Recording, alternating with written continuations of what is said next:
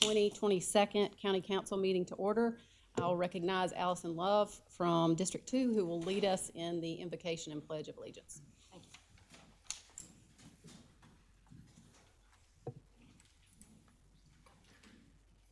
Heavenly Father, we come to you tonight asking for your blessing and help as we are gathered together. Please, we pray for guidance in the matters at hand and ask that you would clearly show us how to conduct our work with a spirit of professionalism. Give us the desire to find ways to excel in our work. In your name we ask, amen. I pledge allegiance to the flag of the United States of America and to the republic for which it stands, one nation, under God, indivisible, with liberty and justice for all. At this time, we move to the oath of office portion of our agenda. If these individuals would come forward, Bill Murray, Lake Wylie Parks and Recreation District, and Frank McKinney, Catawba Regional Workforce Investment Board. If you are here, if you could come forward. Just come forward. First, on behalf of the council, we want to say thank you so much for agreeing to serve on these committees. Without you, we couldn't get the work of the people done, and you do it on a volunteer basis, and most of the time you don't get any thanks for it. And so our council wants to make sure that we let you know how much we appreciate it, what you do, and if there's anything that we can be of service with, please let us know. Thank you for the opportunity. Absolutely. Yeah.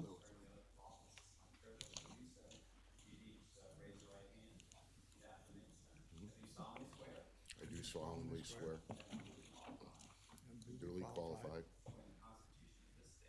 according to the Constitution of this state, to exercise the duties of this office, which I am appointed, and I will, to the best of my ability, discharge the duties thereof, preserve, protect, and defend the Constitution of this state and of the United States. So help me God. Thank you.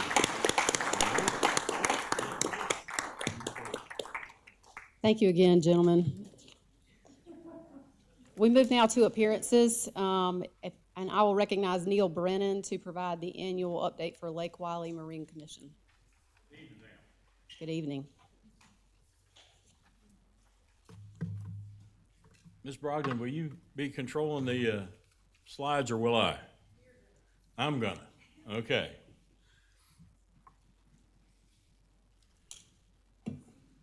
That's about halfway down. Did y'all get that?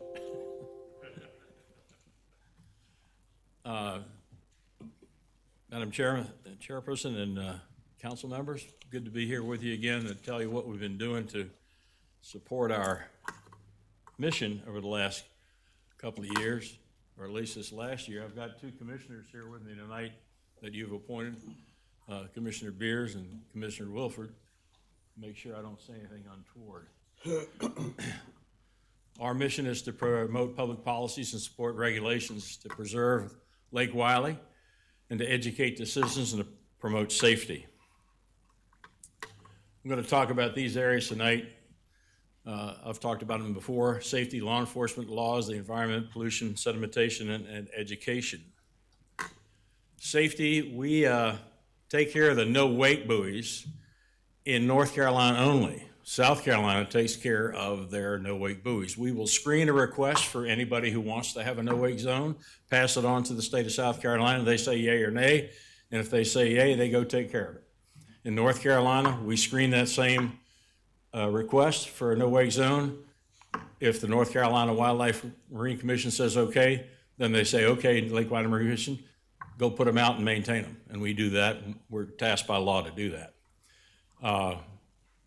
The danger buoys are taken care of by the states. The only thing we get involved is in letting them know if one of them's out of place. We have a life jacket program. We provide life jackets to the law enforcement agencies on the water, so that in case somebody's out there and doesn't have the right one, they can give them one so they don't have to chase them off the lake to get another one. We also provide funds for unbudgeted emergency needs that they may have at the different police agencies. We've provided sonar gear, dive gear, that kind of thing in the past. And the FERC application for a northern boathouse is finally coming to fruition after having briefed you on this for about the past 2 or 3 years. It looks like they've got their T's crossed and I's dotted, and the FERC application will now go out to a series of stakeholders for their comment as to whether they have any questions or what have you. Once those questions are duly answered, then we can go ahead with the construction of the boathouse for both the Gaston County Police boat and the Belmont City Fire boat. There is no boathouse on the northern end of the lake. We see that this is a good for the community, good for the lake, good for law enforcement on the lake. South Carolina just reconfirmed a 50-foot idle speed regulation around any dock or marina. And they also implemented this last March a new law that says thou shalt not wake surf within 200 feet of any dock or anybody in the water. Now, North Carolina has only one no wake idle speed around public docks, and they specifically designated only public docks. So if somebody wants to zip around my dock at 35 knots, well, they can do that, and we don't think that's a good idea.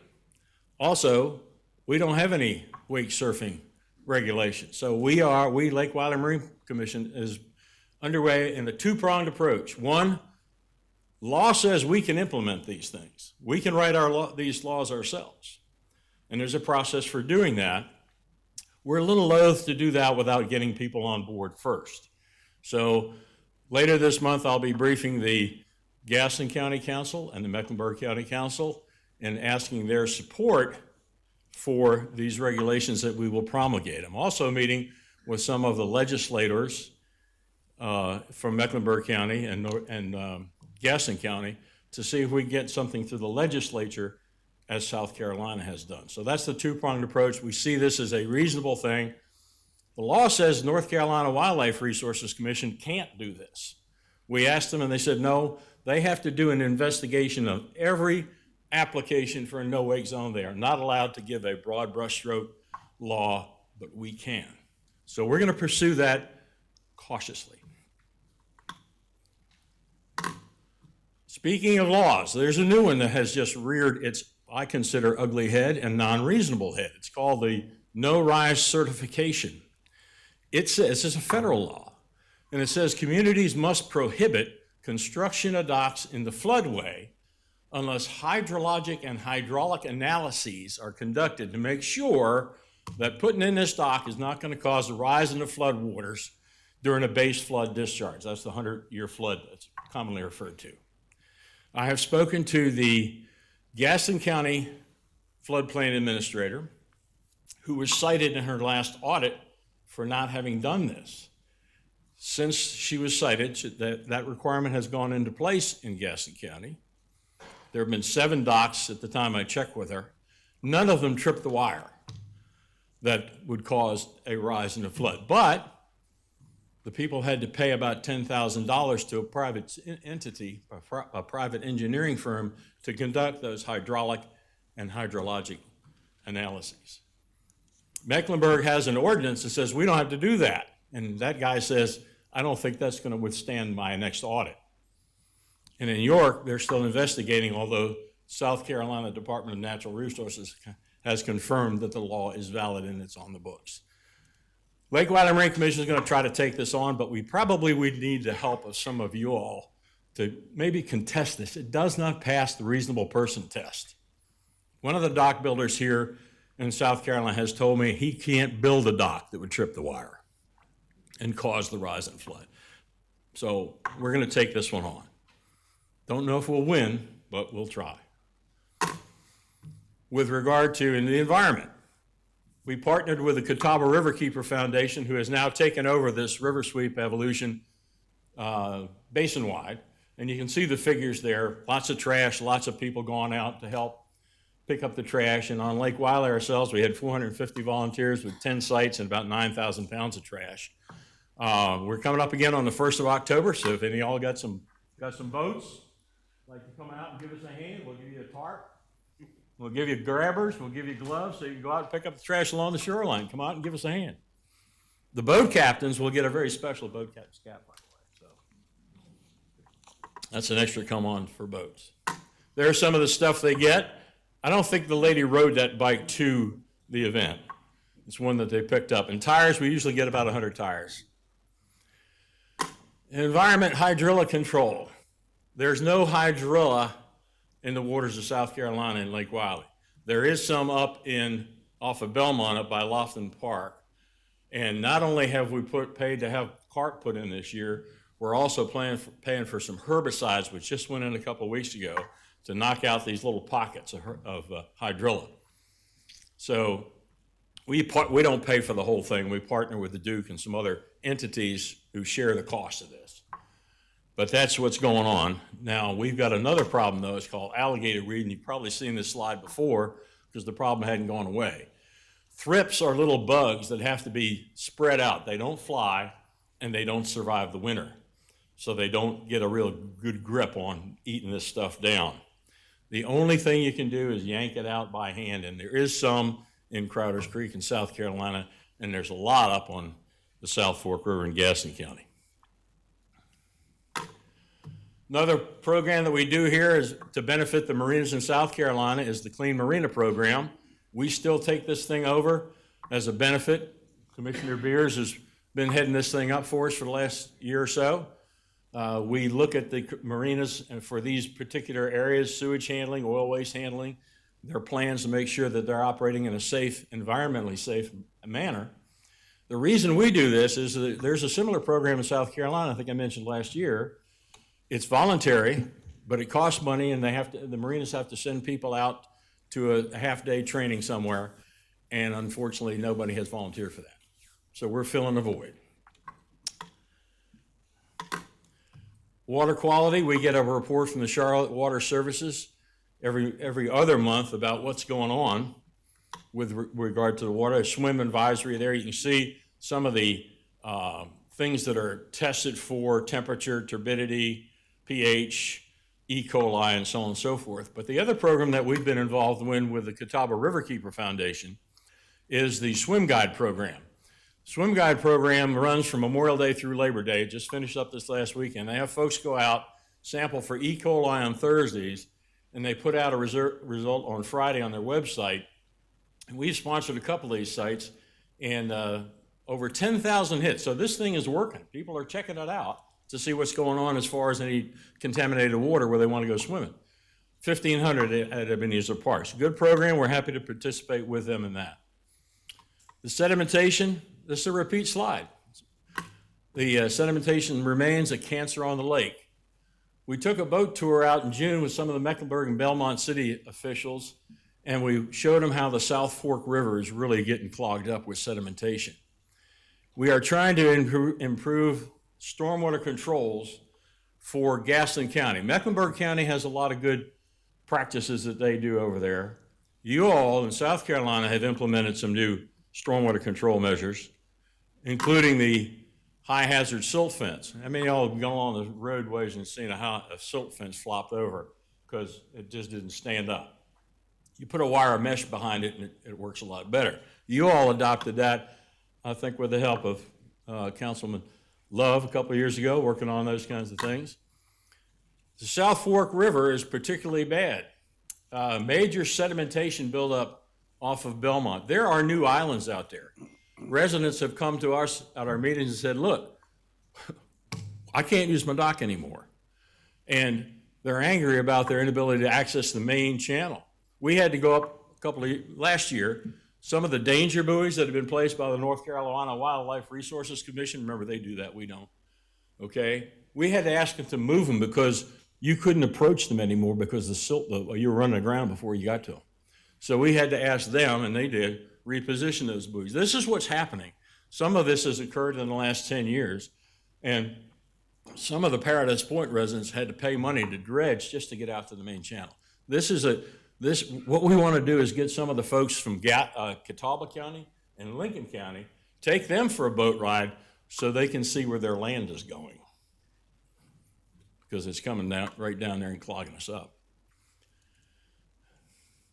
There we go. There is a group that's addressing this called the South Fork River Health Committee. It's now called the South Fork River Health Project.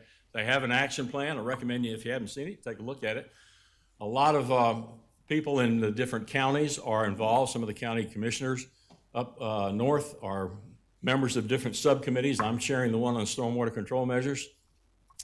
It's also designed to improve water quality, to manage the watershed and increase some recreational opportunities. But the real thrust is to get some of these stormwater control measures in place like you all have done down here over the last couple of years and what Mecklenburg County has already done as well.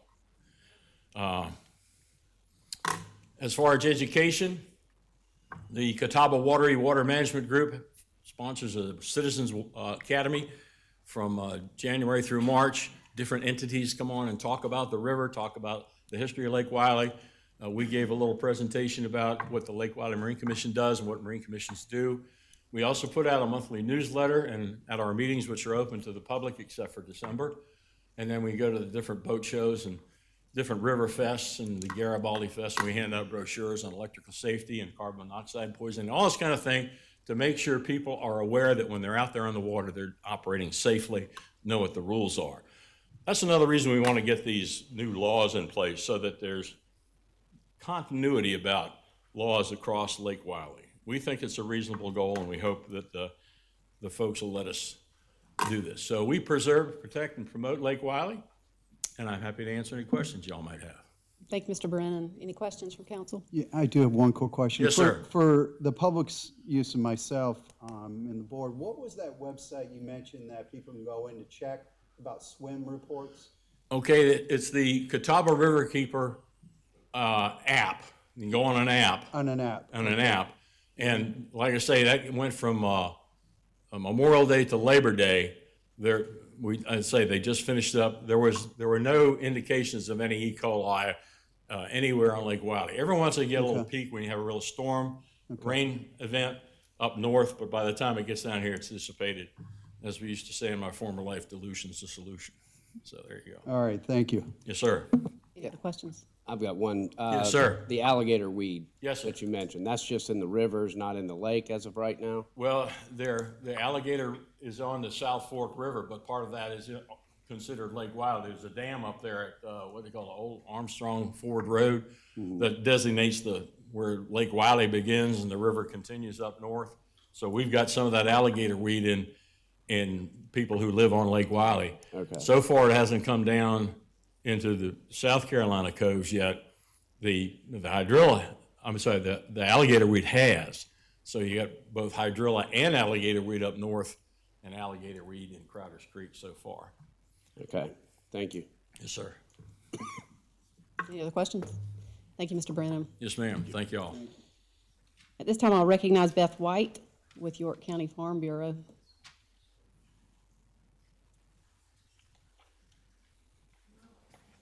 Okay. I'm not Beth White. This is Beth White. I'm standing in for Dickie Harper. I'm not Dickie Harper either. But we wanted to thank y'all. So I'm Sam Hall. This is Beth White. We're here on behalf of York County Farm Bureau.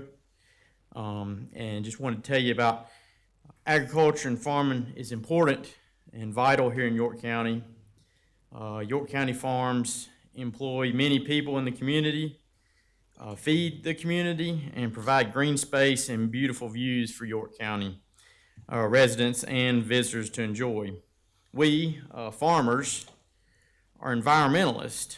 If we don't take care of the land, air, and water, the very resources that we depend on to sustain our farming operations, we'll no longer be able to farm and we'll lose our livelihood. So those three things are very important to us. People don't think of us as environmentalists, but we care very much about the environment. Many farmers in York County sustain their farms by direct sales to people in the community. We ask that you support these farmers rather than creating more rules and regulations that make it cost prohibitive to farm. In 2017, York County had just over 1,000 farms. Farm size and the amount of land in farms decreased by 3%, and that's from 2012 to 2017. So I can only imagine what it is these days, the past 5 years since 2017. In York County, we are blessed to have horse farms, beef cattle farms, dairy farms, turkey farms, fruit and vegetable farms, floriculture or greenhouses, goat farms, chicken farms, hay and grain farms, cotton farms, apiaries, and more. We often take for granted. We drive by them every day. Of course, I'm on it every day, but oftentimes people in the community drive by it and take it for granted, and then, oh, it's gone one day. And so I don't want to take it for granted. Each one is important. We need to preserve the farms that we have left for future generations. There's young people in FFA and 4-H that are eager to learn more about agriculture. You've got, I especially think about Western York County has Clover FFA, York FFA, but then even you go over to Fort Mill, and Fort Mill I think has 3 FFA chapters, which is not well known as an agriculture community. But so there's a hunger for young people to learn more about agriculture. So let's encourage them by supporting their agriculture activities. More importantly, let's make sure that the opportunity is still there for them to farm for future generations. It's important for our not only for eating, but for our environment. A farmer once said, "Once in your life you need a doctor, a lawyer, and a preacher, but 3 times a day, every day, you need a farmer." So I encourage you to, every time you eat, you should think about the farmers that grew the fruits, vegetables, meat, the bread that's on your plate, the milk that you drink, the juice that you drink. We oftentimes take it for granted and just expect it to show up on the grocery store shelves. I think it was an awakening to all of us in 2020. We realized, it doesn't just show up on the shelves. There's a lot that takes to get it there. Farmers are the ones that help put the food on the shelves in the grocery store. So let's support the ones we have locally here in our community. And we appreciate y'all's support and look forward to y'all's continued support.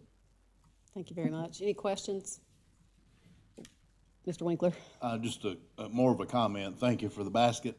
And I'll just remind everybody, as you said, you can buy pretty much everything you can buy in the grocery store at one of these farms, except it's fresh and grown locally instead of processed, pasteurized, and chemicals added, including steaks. You can get some really good ribeyes, T-bones, sirloins, all of that. And if you wonder which farms sell which meats, reach out to me, and I'll be glad to tell you because I buy it locally. So. Any Thank other- you. any other comments? Yeah, I'd just like to say thank you for everything you guys are doing, and this conversations make me very hungry. All this stuff, but thank you for what you're doing. Thanks, Tom. Thank you. Thank you. I know on behalf of the council that we appreciate the work. I mean, we do appreciate our farmers. Anything that we can do and any interaction that you all want to provide to our council as to how we can support you better, please let us know. We appreciate the partnership between the council and our farmers. Protecting those areas is a key point. And thank you for being here tonight. Thank y'all for your time and hope y'all enjoy your baskets. Thank you, sir. At this time, I recognize Dean Fail with York County Chamber of Commerce. Thank you, Ms. Cox. Thank y'all for allowing me and a few of our folks to come tonight before you to discuss York County Regional Chamber's workforce development efforts. Joining me tonight is Celeste Tiller, our Vice President of Talent and Workforce, Colleen Dick, our Senior Vice President. We've got some board members in the audience, and if they would just raise their hands, Dr. Stacy Moore, President of York Technical College, Dr. Kimberly Faust with Winthrop University, Mark Howey with York Electric Co-op, Dave Oxidine, Redline Chemicals, Jan Martin, Domtar, which is located in Fort Mill, James Jeter, formerly of United Way with Charlotte Metro Credit Union now, Sean Barnes with Comporium, and Mr. Wes Tuttle with the Tuttle Company. This is Workforce Development Month, and so we were delighted to get the opportunity to come tonight and talk about one of our 4 pillars of our strategic goals that we have in place right now at the Chamber. Those include our efforts in advocacy, leadership development, diversity, equity, and inclusion, and of course, talent development that Celeste will be talking about. She's going to run through a brief presentation for you guys and just hit the highlights of our plans and our work that we're embarking on. And we would like to ask you to consider a one-time grant to assist us with advancing this work. I see York County as a lead partner with us, the chamber, and the other members of supporters that are here tonight. Celeste, I'm gonna turn it over to you because I couldn't possibly run the show. That's all right. That's perfectly fine. Thank you so much. So as Dean mentioned to you, our 4 areas that we cover for the chamber, workforce and talent development, is really kind of covers all 4 of those areas. Back in the end of 2020, early 21, York County Economic Development hired Garner Economics to do a study to figure out what was going to make York County more attractive and be competitive in the market of bringing in talent and recruiting. And so when they did that, of the stakeholders that were surveyed, 25% of them said that workforce was one of the biggest issues of bringing talent and bringing other companies here into the county.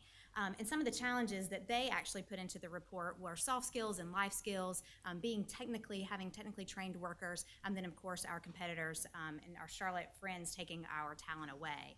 But I would like to add that there's actually a few more challenges than just those that were listed in that survey. We have a very small applicant pool from time to time.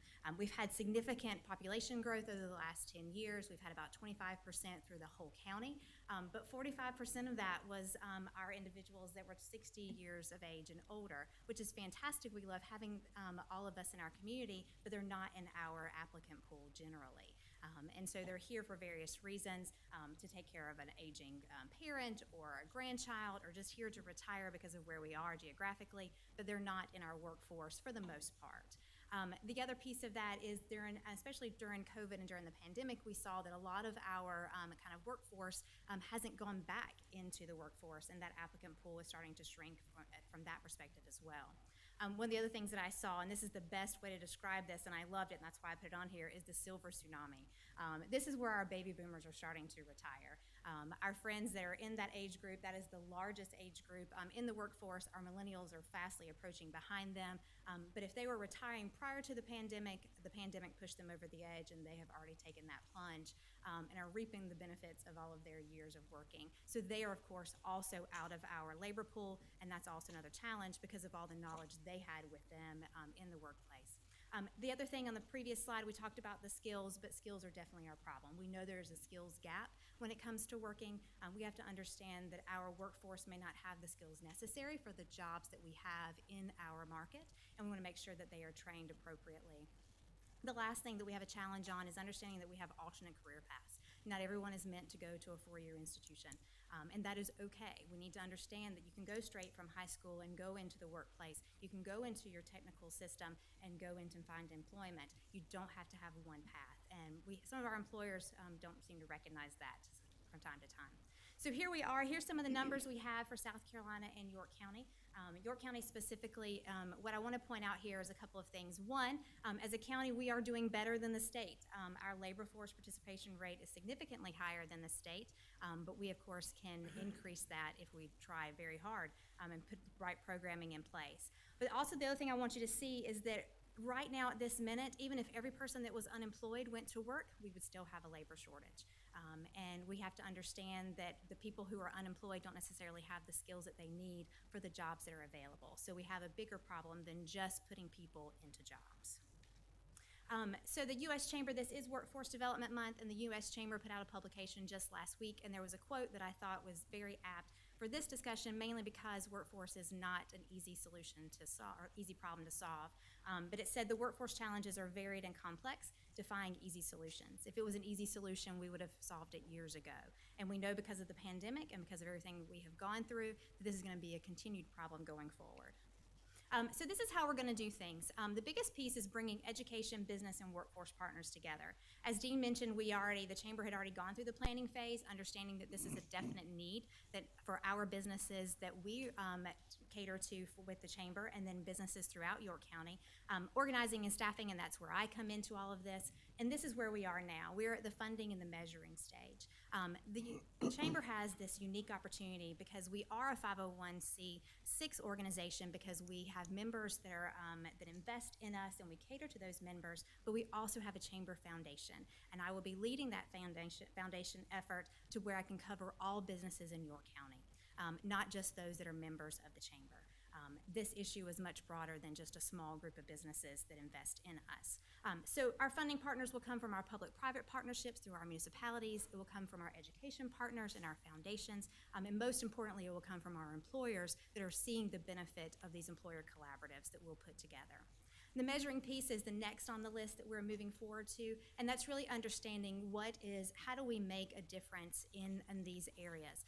It's the ROI, it's the return on investment. So when people are funding us, how are we giving them that return on that? What is success? Success looks different for every type of business and every type of industry. So understanding, is it improving their current workforce and upskilling them? Is it fulfilling jobs that are already out there available? Is it different training? Is it more training programs at our technical schools and our high schools? Figuring out what it is. What is it that we need? And then we'll move on to the advocacy and the programming. Are there regulations that need to be put in place? Are there second chance programs that we need? Is there additional programming? There are internships or apprenticeships? What is it that we need? So those will be the next two stages after the funding and the measuring. So of course, since we are for our businesses, I wanted to give you kind of a perspective from the employer and what it looks like by having some of these unfilled jobs. We know we have all been to a restaurant or to a hotel or to a business. Even with Amazon, my packages now take 4 days to get to me instead of 2 days to get to me, and I'm paying for Prime. But that's damaging their brand, right? When you go to a restaurant, you're not getting the service that you need because they don't have the staff, or they're not open as long as you feel that they should be, or you want to go to Chick-fil-A after 9 o'clock and they're not open. Whatever it is, I know you can't hurt Chick-fil-A's brand, but you get the point. So there we have some brand damage. We also have a higher turnover rate. We've all worked for an employer where someone has left the institution, and that work doesn't just magically go away. It gets piled onto the remaining people that are left. So employee satisfaction is low. You're going to have more people quitting those employers, which are adding to the labor force that is needed. We're going to continue to have supply chain issues. We talked about, both of our presenters earlier talked about that supply chain and what that looked like when you're not getting things to the stores, when you're not getting materials that you need. With the labor shortage, that's going to continue. The biggest thing, of course, is loss of revenue. All of those things cause a business and an entity to lose revenue at the end of the day. So I have two examples for you. Both of them are because their information was readily available. So here is an example for Piedmont Medical Center. So last year, Piedmont Medical Center at the end of the year had a little over $2 billion in annual patient revenue. They have about 446 employees, so for their annual revenue, it's about $5 million per employee that they generate in revenue every year. You divide that by the number of days that you work in a calendar year of about 260, and so the annual revenue per day per employee is about $18,000. Well, on average, it takes them about 41 days to actually hire, to recruit, to employ, and get someone in their facility for these jobs that are posting. So they're losing about $767 in revenue for every position that they have out there. They have 244 positions that are available. So right now, that's how much money they are losing. So just a simple example. One more is Sunbelt. Same math for them, but they're losing about $5 million in total revenue. And we can continue to do this for every business that has that available. But I just kind of wanted to show you that there's a huge impact.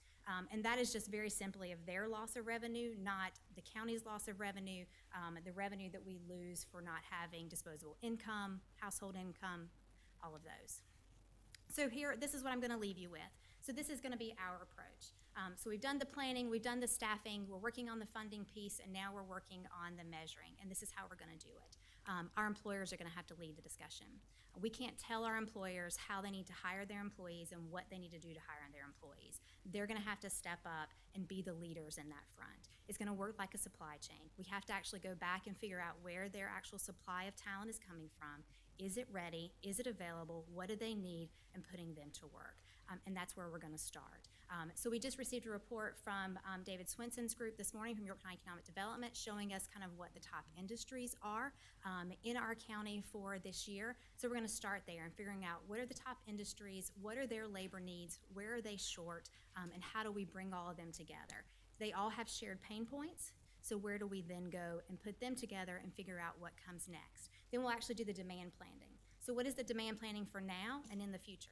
This isn't a problem that can be just solved today. It's a problem we're going to continue to have because we are not replacing the population as fast as we once were, so it's going to be a continued problem. So what is the demand going to look like? What are the retirements going to look like? And then we're actually going to work next, and what do those jobs actually need to be successful? Do they all need a 4-year college degree? Most likely not. What type of certifications do they need? What type of training or skill set do they need? Comparing those and putting that together. And then being able to go back to our education partners and with the work that they are already doing is figuring out where can we build capacity? Where do we need to find funding from? Where do we need grants from? And working on the talent flows. And then number 5 and number 6 on that list kind of is where you actually start putting in the programming together and measuring your success. So that is will be our approach. I am in week 6 of this. So of course in 6 months this may change just a little bit differently, but we wanted to share for you exactly kind of where we are and where we're planning on going. So I'm going to leave you with that because I know you have a lot on your agenda, but if you have any questions, I'll be happy to answer for them. And Thanks, I'll- Celeste. Any questions? Yeah, Claudette? yeah. First of all, this is great. There's, again, the challenges of getting businesses to expand or bring new businesses in here. This is a major component of accomplishing that.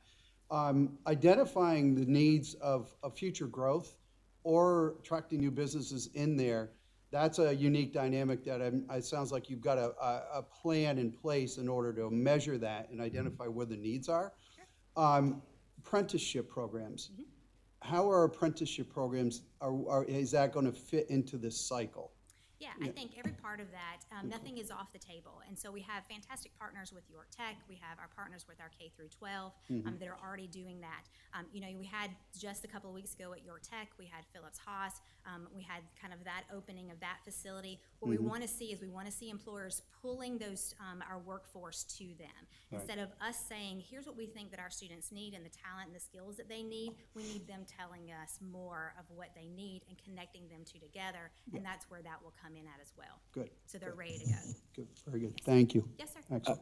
I've got one small question going back to one of your earlier slides, and you may not know the answer. It may have just been a stat that you pulled, which said 5,000 unemployed in York County, and 2,000 are not seeking work. How are you going about pulling the unemployment numbers? Is that everyone that's able to work?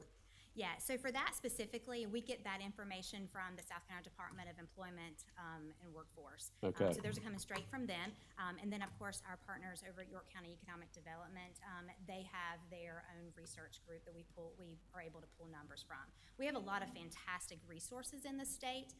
There's a lot of numbers, and actually, South Carolina Department of Employment and Workforce, they are actually putting out, they have a task force, a labor task force with several labor economists that will be sending out surveys in the next few months to get a lot more data and information.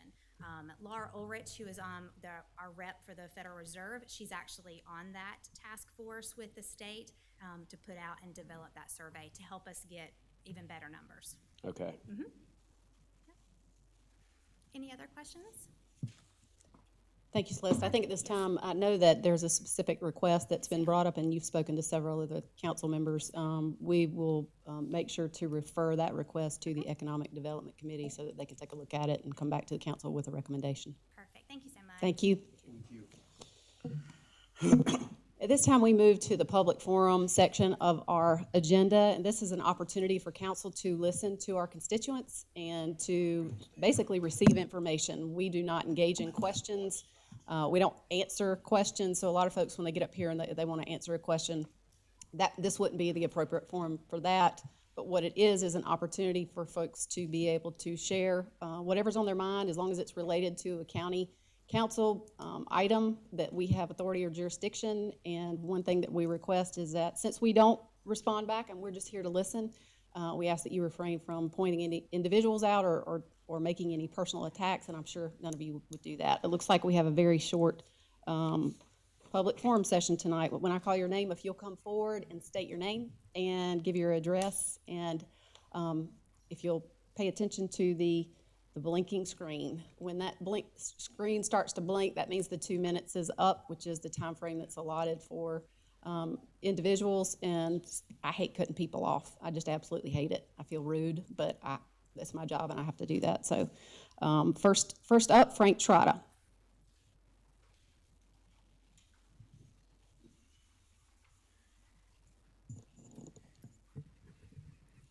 Good evening. My name is Frank Trotta. I live at 4971 Mill Creek Road in Lake Wiley. I'm here as a board member of Crime Stoppers of York County. Since its inception, Crime Stoppers is directly responsible for the recovery of nearly $1.5 million of stolen goods, cash, and drugs in York County alone. And we do it without government funds. Believe it or not, I'm not here to ask you for government funds. I am asking you, though, to sponsor a watercraft in our upcoming fundraiser, Rockin' and Racin' Regatta. It's actually 2 events in one. It's at Ebenezer Park on Saturday, October 1st. It's a battle of the bands and a regatta where competing teams build a watercraft out of anything but a boat that floats. So for example, styrofoam, wood, old campaign yard signs, garbage cans, whatever, you name it. I don't believe any of you have a band, but you and your family and your supporters can have a great time building a non-boat watercraft. You'll have a great time at the event too. We'd love to see a Christie Craft racing against, say, Tom's Tub, or Robert's Raft, or Guffey's Gondola, or Hamilton's Hydrofoil, Bump's Barge, and of course, the Love Boat. Please, Just thank you for not calling me a tub. please consider it. You can register it at Eventbrite. You can go to rockinandracin.eventbrite.com or go to Eventbrite and search for York County Crime Stoppers. Again, it's October 1st, Ebenezer Park starting at noon. Hope to see you all there. Thank you for your time and for your service. Thank you, Frank. A.W. Beers.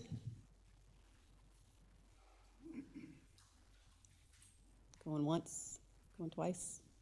Okay, that's all we have for the public forum. Do we have a motion on consent agenda? I'm sorry. Would you like to come forward and speak? Of course.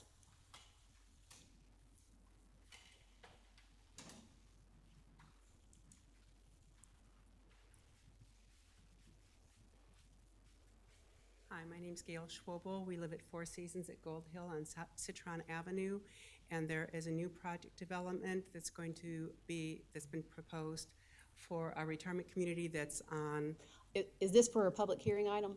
yeah. I didn't know if you were one of the ones that signed up. At the public hearing, you will have time to speak, and you're not limited to the 2 minutes. Okay, does So- that follow this meeting? Yep, we'll get through consent, Okay, and then I we'll get didn't to. know, so, we got here a little late because of rush hour traffic. Well, you will certainly have an opportunity to Okay, be able to thank speak you. then. Sorry. Absolutely. Do we have a motion on consent? Second. Motion and a second. Any discussion? All those in favor say aye. Aye. Any opposed? Hearing none, motion passes. We move now to our first public hearing request, rezoning action. Hold a public hearing and consider first reading case number 22-12, tax map number 65100000027, 65100000436, 65100000051 to rezone from RMX 20 to RMX 6, 7.5 acres in District 1. Mr. Buono. Good evening, members of council. I apologize, we do have 5 public hearings tonight, so you'll be sick of me in short order. But this first application is to rezone 3 properties from RMX 20 to RMX 6. So this is near the intersection of Pleasant Road and Gold Hill Road, totaling 7.5 acres. So the applicant seeks to develop a 130-foot unit senior housing apartment complex. There's a sketch plan that's depicted here. Currently, they're proposing to do a single building for all of those units. So this is an overlay of what that site plan would look like in context with the surrounding area. So on the west side there is that Four Seasons at Gold Hill community. There's a mix of single-family attached or townhomes and single-family detached. It is a 55-plus community. And then on the east side, there is the Legacy Apartments. So there's definitely context for this type of development there. So this is what the zoning looks like in the area. I blew this one up a little bit so you can see a little bit better. So that blue, the PD, that's the Four Seasons community. And on the east side of Pleasant Road, that RMX 20 that is there, that's the Legacy Apartments. So I just wanted to make you all aware that both of those communities, because of the inclusion of the townhomes in Four Seasons and the apartments in Legacy, if they were to propose to do those developments today, they would also have to request this RMX 6 zoning. So for the comp plan, the plan and map shows this as neighborhood residential, and it has an overlay of a neighborhood center node on top of that, and that node is centered at the intersection of Gold Hill Road and Pleasant Road. So staff recommends approval of this request. So it's supported by the comp plan land use map itself, and also several policies that are included in the plan. So I just wanted to highlight a couple of those for you. So land use policy 1.4 encourages a mix of housing types and locations that are compatible with the scale, orientation, and character of existing development. And because adjacent to this property on either side, there is single family attached, and there's also multifamily across the road. We find that meets that policy. And also housing policy 1.3 recommends that we locate housing for the aging population in higher density urban areas near libraries, stores, places of worship, things like that. And there are those facilities present in the immediate vicinity. By a vote of 5-2, the Planning Commission likewise recommends approval. However, they did recommend approval with a condition, and that condition reads, left turns exiting the site onto Pleasant Road are prohibited. And I did want to make mention, because we did receive a lot of correspondence from that Four Seasons community, and I believe you all have that as well. They had a lot to say about that condition, and one of the emails that we received include this exhibit that I thought was pretty handy to basically summarize what their concern is. So in green, that's that left turn movement out of the site that would be prohibited by that Planning Commission condition. So that would prohibit that immediate access to Gold Hill Road, which would take folks to 77 and some of the businesses along Gold Hill Road.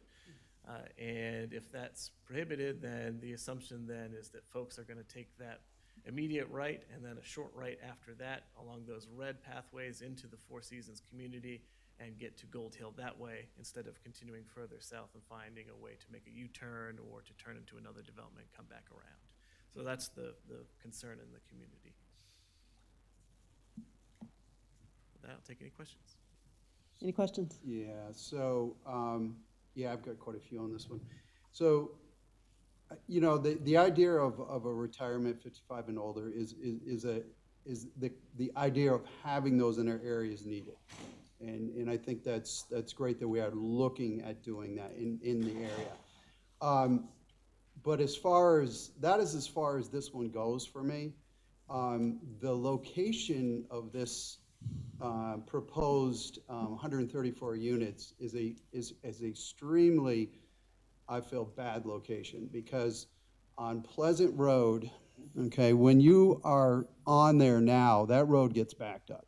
It can get backed up immensely, because you've got an elementary school and a middle school just down the road. In 2015, the town, just about a quarter mile down the road next to the elementary school, proposed and passed 700 to 900 townhome units in apartments that are actually currently starting to be built next to the elementary school. So when you take a right out of this proposal, you're going to be pushed right down onto and past that new high-level density proposal that's put in there. If you back up a little bit closer to that facility, about 100 feet down from there, the town of Fort Mill, back I think it was in 2018, proposed a business park, that's business units that are going to be going in there, including medical offices, etc. The traffic from those two projects alone, from the Fort Mill projects, are going to absolutely stress that road. So when you layer this on top of it, on top of only taking a right-hand turn, that is going to back that road up, getting on down to 160, where it already is backed up right now. I think the location is a bad location for this. You've got one way in, one way out. I could understand why they wouldn't want to do left-hand turns, because the traffic right now is horrible and it's only going to get worse. So I will not be supporting this. I think the location of it is not good at all. So any questions of staff before we move to a public hearing? Do you have any questions of staff, Tom? No, I think I'm good. Thank you. Anybody else have any questions? We'll open it up for public hearing. Is there anyone here who wishes to speak in favor of this request? If so, if you'd come forward and give your name and address.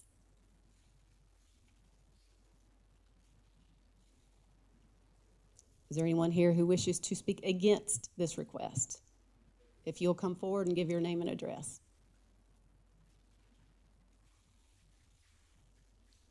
Hi, I'm still Gail Schwobel. I still live at 2010 Citron Avenue. It's a cul-de-sac. It should be Citron Circle. I'm sorry. It's just stupid that it's an avenue. The avenue's like 50 feet long, and then it's a circle. I actually don't object to the exact project, but the condition where they can only turn left would really adversely impact our neighborhood. We already get a lot of cut-through traffic because the intersection at Pleasant and Gold Hill does get really backed up. When we first moved here over 5 years ago, there were school buses that were going through our neighborhood because they had to get to the school, and the intersections were back, and that Gold Hill Pleasant was so backed up that they would do a cut-through. And parents cutting through all the time. And it's not just people who are dropping their kids off at school or picking their kids up from school, other people, because there are different times of day, and it could be like at lunch times or whatever, when there's a lot of traffic at that intersection, at that light, too much for it to really be able to handle well. And so people are just cutting through the neighborhood because they know that it's a shortcut. And we have a lot of people who walk or bike in our neighborhood. And like when I went to the pool, because right now I'm not supposed to be walking, but this morning I went to the pool, there was all these cars coming to take their kids to the schools, and there were people walking, because we tend to walk in the street, because it's anyway, when you do some serious walking, that's where you tend to do your walking. And so people going around, the people in our neighborhood and the bicyclists, and we're older, and some people fall, and some bicyclists fall, and so the additional traffic is what we see as a problem. And I don't know that there's any other restrictions along Pleasant where people can only make right-hand turns out. If you took a look at the map that he had where it showed businesses, if you can make a left-hand turn, you've got a Publix grocery store, you've got doctor's offices, you've got QT, you've got churches, all that stuff is to the north and then east and west. And there's not, other than the schools, you have to go a ways to get to something south. So I think the majority of people who would be wanting to leave this would be wanting to go left. And now there's this restriction that would prohibit them turning left, which means they're going to be traveling in our neighborhood for convenience sake. And thank you for listening. I mean,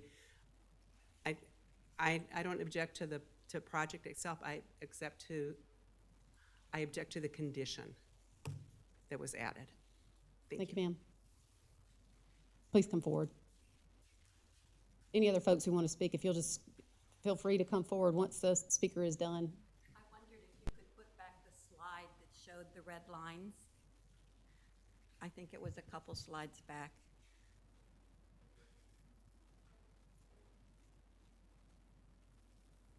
That one. I sent a copy of the slide in. Can you please state your name? Yes, Ellen Stempler. I'm on the board of Four Seasons at Gold Hill. And your address, I'm sorry. 402 Garnet Court, Fort Mill, South Carolina. Thank you, ma'am. Let's see. Let me start further down here. We could not locate on the website where the actual planning commission had required this condition. So we started out reading the 11-page report of the staff. And so it wasn't until Friday when we spoke with the staff that we found out that there was this no left turn. So a number of people in our community have responded, and I'm actually responding on behalf of the entire community. We have 301 homes, 112 townhouses, and 189 single-family residences. The average age in our community is approximately 78. So, while we believe that the proposed use of the property is not objectionable to us, we believe that the condition stated by the Planning Commission is really not very well considered. The added condition will mean that all traffic at all times will exit the planned development, and it would be required to turn right on Pleasant Road. Pleasant Road is a designated minor arterial road that's maintained by the South Carolina Department of Transportation. And so what's going to happen when you turn right, you go 100 feet or so on the state-maintained road, and then you're going to turn right. You're now on county-maintained roads, and you are within about 30 seconds of our community, which are residential streets. And let's face it, they're narrow residential streets. In our community, you're not allowed to park overnight because there's just not room. And so we think that that is a big problem. We know that this will add a significant traffic to our community. If you want to go north, east, or west coming out of the proposed development, you would naturally go left. You would go left to the corner of, the next light is Gold Hill and Pleasant. If you go right there, you're right at the I-77 interchange to go north to Charlotte. If you go across the bridge, you end up in Pineville. If you want to go to the grocery store, if you want to go to the gas station, if you want to go to Dunkin' Donuts, all these things are left-hand turns out of there. Their doctor's offices, their churches, everything is left. If you want to go to Lake Wylie, you would turn left. And if you wanted to go to Rivergate, if you want to go to the Walmart Plaza in Fort Mill, you go left. So we think this is going to add a significant amount of traffic coming out and going through our community, as the red lines indicate, to get up to Gold Hill Road so they can then go which direction they want to go. I detailed in our comments the names of all the roads through our community that these people would be on. Also stated in the staff report, there is a traffic impact analysis that is done.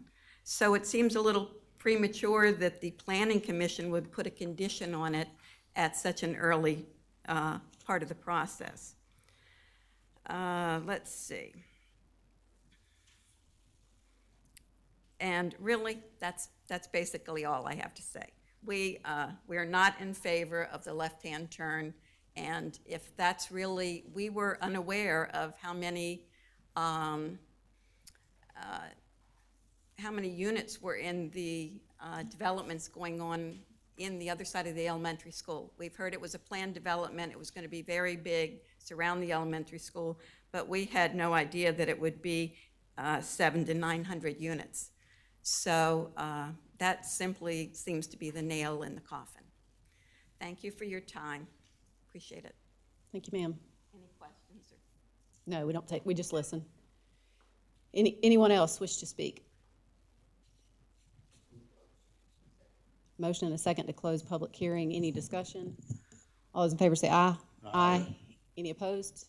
Hearing none, the public hearing is closed. Do we have a new motion? Motion to deny. Motion and a second. Any discussion? Mr. Winkler? Well, I guess. Mr. Audette? Yeah, I guess I kind of laid out my thoughts earlier there a little bit, so. But again, the idea of 55 and older we definitely have to look to bring in the units from within our area to support that. 100% agree with that. My concern is the location. With everything going on that road now, we've seen accidents on that road just recently. We've seen it in the past. There's nothing on Pennies for Progress on that road currently now to widen that road. If for some reason Pennies for Progress was ever approved on that road, you wouldn't even see activity probably till 2032 to widen that. That's even if it got chosen. So there's no proposed widening of that road at this point at all. The traffic is bad. It's not a good location. So that would be my reason for not supporting it today. Mr. Winkler? As I always do, whenever we have a first reading come up and there's a motion to deny, I will not support that motion tonight. I do not believe in denying on a first reading. There's a reason we have 3 readings. And that's to give the community, the developer, and everyone time to work together to see if they can come up with a solution that everyone can be happy with. And I just think it's just not good policy to deny initially when you first see it without knowing all the different options and details and everything. So I will not support the motion to deny tonight. I agree with Councilman Winkler. I am loath to deny a request for zoning on the first attempt, especially when, you know, most of the opposition seems to be with regards to the restriction and not necessarily the project itself. I don't know if the developer is here, but I would like to see, you know, some discussion about what we can do to resolve some of the traffic concerns before we consider this again. Mr. Roddy? I'm gonna have to follow the Godfather's lead tonight. He's sitting down there with his collar popped open. The developer called me this afternoon and said he couldn't be here, and he definitely expressed his regrets of not being able to be here. And obviously, being a 55 and up, we have never really had an issue out of these type projects going in. And I told him I would definitely support, obviously, first reading. And to hear some of the neighbors come out tonight, and typically we see neighbors come out saying no, no, no. But tonight we're hearing neighbors saying, we're not against it, we just don't like the traffic situation. And most people come out, they do have an issue with some traffic. And it seems like staff has recommended a bad traffic situation.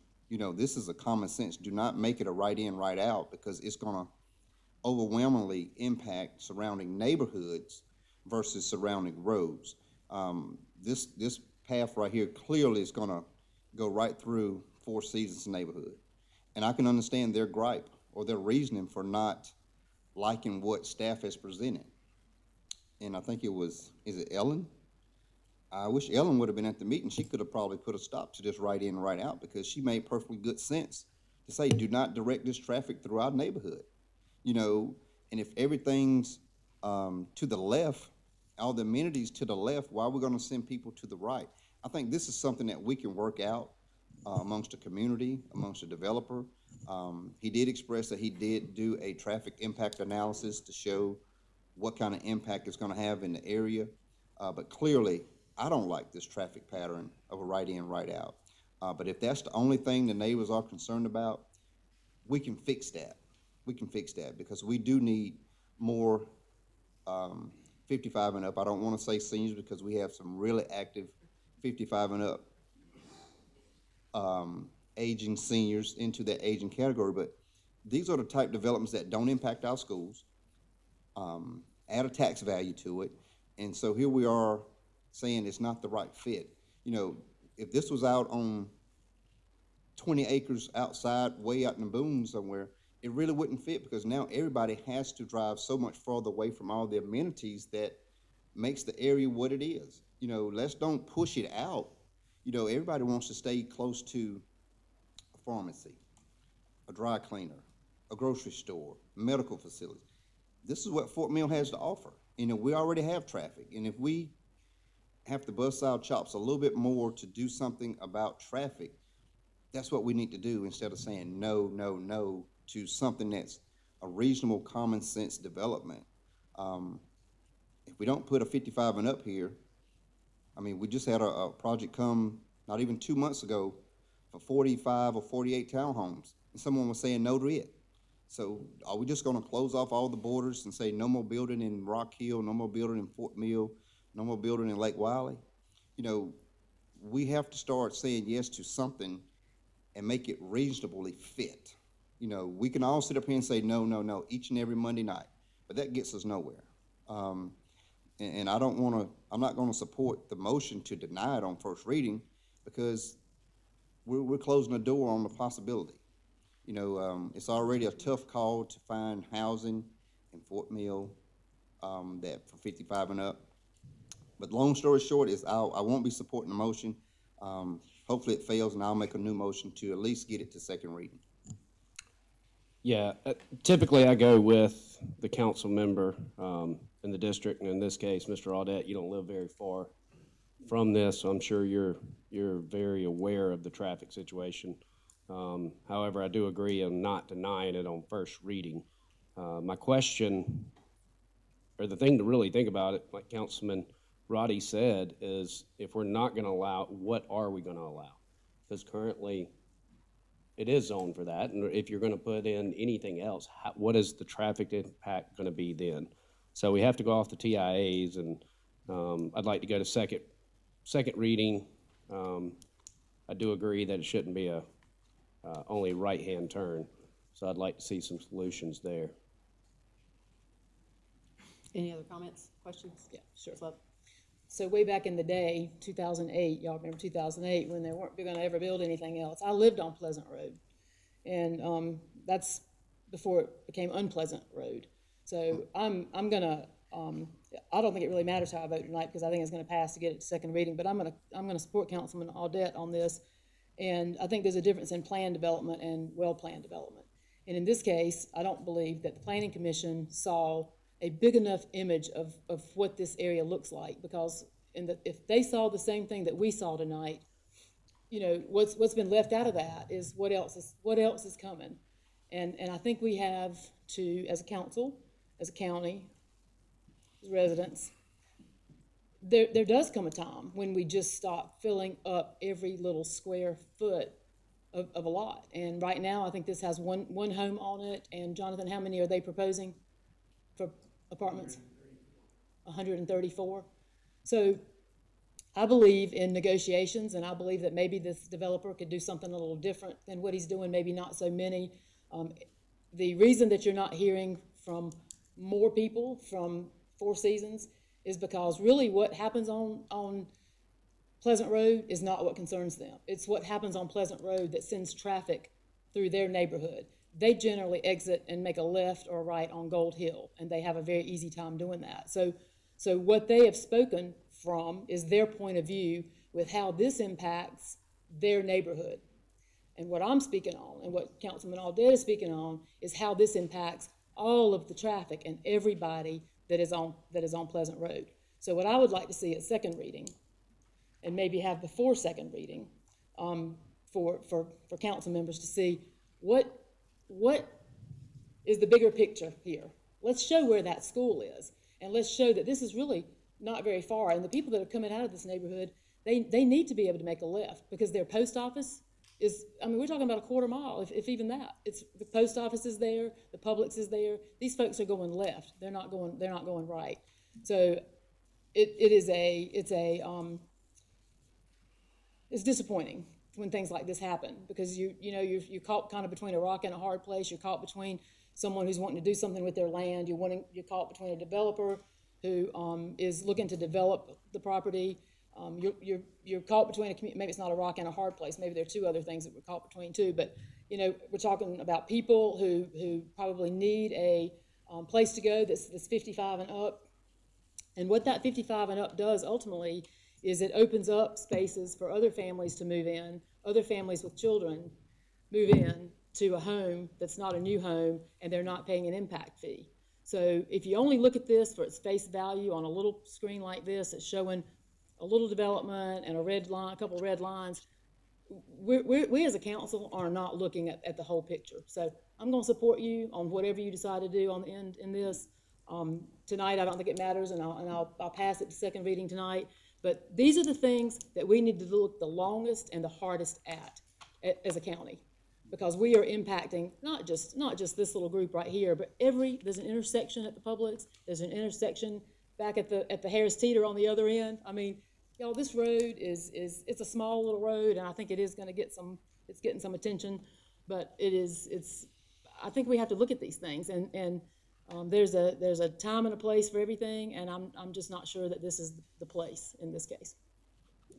Mr. Audette, you've heard the comments from council. Do you Yeah, want I to think- withdraw? Yeah, I think at this point, I'm gonna go ahead and withdraw, to move to second reading on this one. But one of the things that concerns me about this is that, when we looked at the planning part of it and the approval of planning, the discussion of those 700 to 900 homes down the road, and the discussion around that existing business on a road that has no future plans for widening, my concern was that discussed in planning, that future growth down the road? And that's a huge impact. 700 to 900 units of homes going onto that road, on a road that we've had 2 major accidents in the last couple of years. It is a problem waiting to happen. So I'm gonna go ahead and withdraw my motion at this point. Would you like to make a new motion? Yeah, just motion to go ahead and approve first reading. First reading? Second. Motion and a second Madam to Chair. approve. I want to make one quick comment. I was corrected that it wasn't staff, it was the planning commission that recommended the right in, right out. So I do want to make sure I stand corrected to the staff. It wasn't staff, it was the planning commission that recommended it. All those in favor of motion, say aye. Aye. Any opposed? Opposed? Motion passes. We move now to rezoning action. Hold a public hearing and consider first reading case number 22-20, tax map number 61900000020, 61900000022, 61900000058, to rezone from RSF 40 and NC to GC 6.77 acres in District 5. Mr. Bueno. Yes, this application concerns the existing nickel store looking to do an expansion. So 2 of the properties are currently zoned and RSF 40, and the existing store site is zoned neighborhood commercial. The applicant is looking to rezone all 3 properties to the general commercial district. So all together, those 3 parcels are 6.8 acres. So the existing site of the store, it's a little tight, so that's the reason for the expansion and the request for rezoning. So there are a number of variances that are on the site already. There's a parking reduction, a buffer yard reduction, a couple of road setbacks due to a canopy that's since been removed and is now outdoor eating, so there's another setback variance for that, and some sign setback variances as well. So a little bit tight, and looking to expand that to add a building and some additional parking. That proposed building right now is 11,750 square feet for potential storage or other retail. With that additional parking, very much needed if you've been to that site. Difficult to find a spot. A sign of success, I think. So here's what that existing site looks like overhead, and you can see the context of the neighborhood. You can see, don't have a laser, do I have a laser pointer? No. So this is what that overlay would look like on top here, that sketch plan. So you can see the context of the existing neighborhood there. Mostly residential. There's a church immediately to the south. So here's what the zoning looks like. So there's those 2 parcels that part of the application that are RSF 40 and the neighborhood commercial store site. There are a couple of other neighborhood commercial sites in the vicinity, but the vast majority of the property adjacent in the immediate area is RSF 40 and rural development. So the comp plan, the future land use designation for this site is single-family residential. Overlaid on top of that is a rural center node, and that node was created in recognition of Nickel Store. So staff recommends denial of the request to rezone to GC for the 3 parcels. And the reason is that the GC zoning district is a general commercial district. It allows uses that are at a scale and an intensity that are much greater than the plan recommends for this location, so that's the reason for the recommendation. We'll also add that expansion of the existing neighborhood commercial district to apply to those residential parcels would be appropriate. And because it was discussed at length in the recent council workshop, I did want to address the definition of vehicle sales or rental, which is at issue. The applicant currently sells golf carts at the store location. It would like to continue to do that. The only way to do that is to rezone to general commercial. So the definition reads, an establishment primarily engaged in the retail sale or the rental of new and used vehicles, including automobiles, trucks, passenger and cargo vans, motorcycles, mopeds, golf carts, all-terrain vehicles, and boats, and may also provide ancillary repair and service operations. So the reason I bring that definition to your attention is there are many definitions in zoning, and they vary widely across multiple jurisdictions. This is not one of those. This is a near universal definition for vehicle sales and rental. And the reason for that is because the impact is the same whether I'm selling a car or I'm selling a golf cart. My inventory is stored outdoors, my transactions occur outdoors. The impact level is the same. So that's why that definition is near universal. So understand council is considering whether or not GC rezoning is appropriate, or it's more appropriate to change the definition of vehicle sales to allow some of those vehicles to be sold in neighborhood commercial. If that's the two choices that you're considering, we would recommend you go with the general commercial rezoning. We find it would be more appropriate to rezone that in this one particular area than to change the vehicle sales definition for all of the county and allow certain vehicles to be sold in neighborhood commercial across the county. And by a vote of 7-0, Planning Commission does recommend approval of this rezoning. Take questions. Any questions? Did you explain the distinction to the planning commission, and what was their response to that? We did, and their thought was, well, it would be better to have that.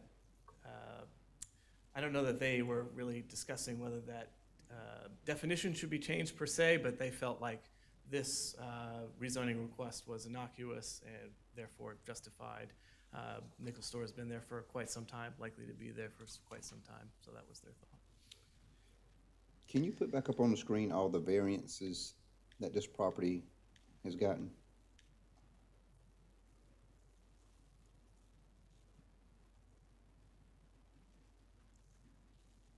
Now, can you go to the screen where it shows the parking lot?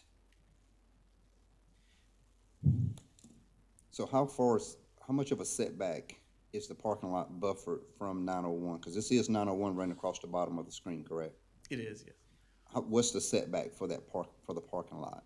I believe for the parking lot, it's required to have 50 from that major road, but you do have that building with the existing variance is a lot closer than that.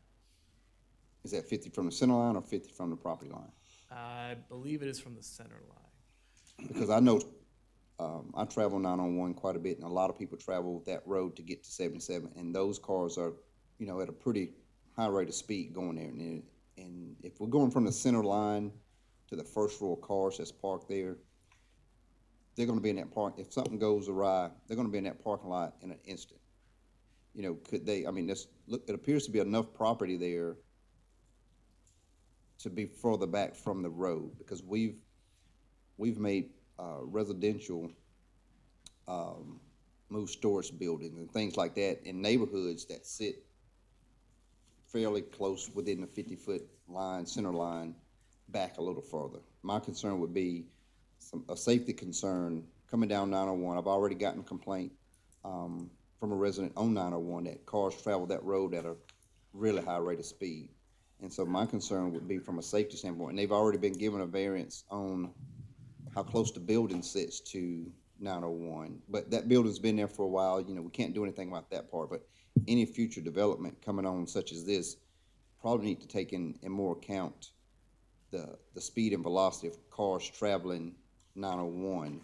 If we can get them further back off the road, and I know it's just a parking lot, but at any given moment, if someone runs off the road, they're in that parking lot in an instance. If we're going from center line versus, you know, a setback off the property line. And it appears they have a pretty reasonable amount of property to kind of at least go back some more feet there. Yeah, and to hear your discussion there, the more I'm thinking about it, I'm sure it's the flip side that it's from the lot line and not the center line of the road. And to the extent that the applicant comes in and they will have to do, if this rezoning is approved, they would have to do a site plan submission to design that building and the location of the parking lot. They would have to meet all of the current standards for those additional expansion areas. And to the extent that they can, they would have to seek more variances. Mr. Winkler?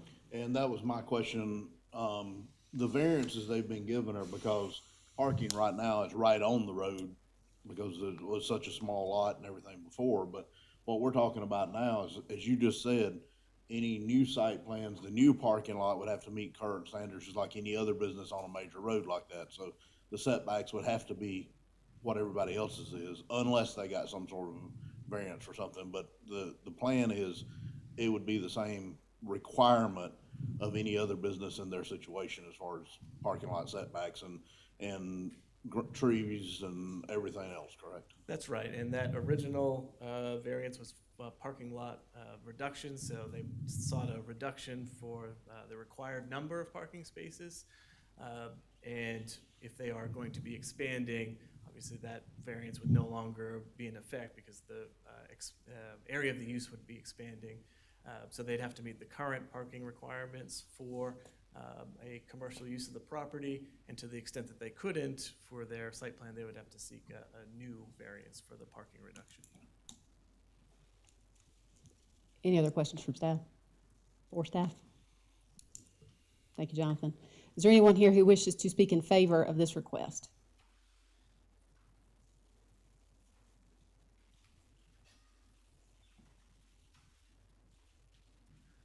I'm Roy J. Hamilton, and I'm a neighbor. I live right behind the store.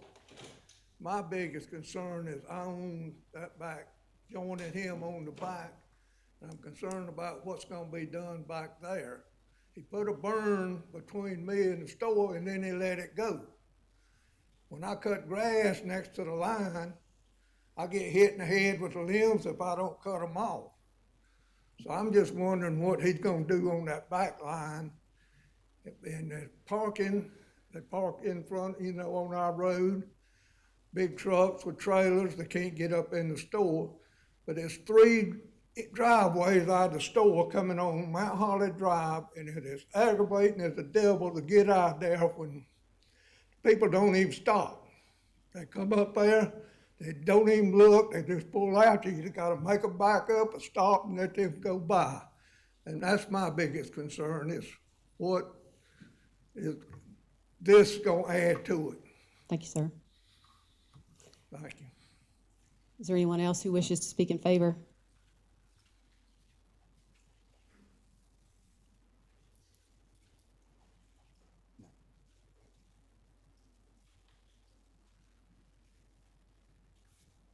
Hi there.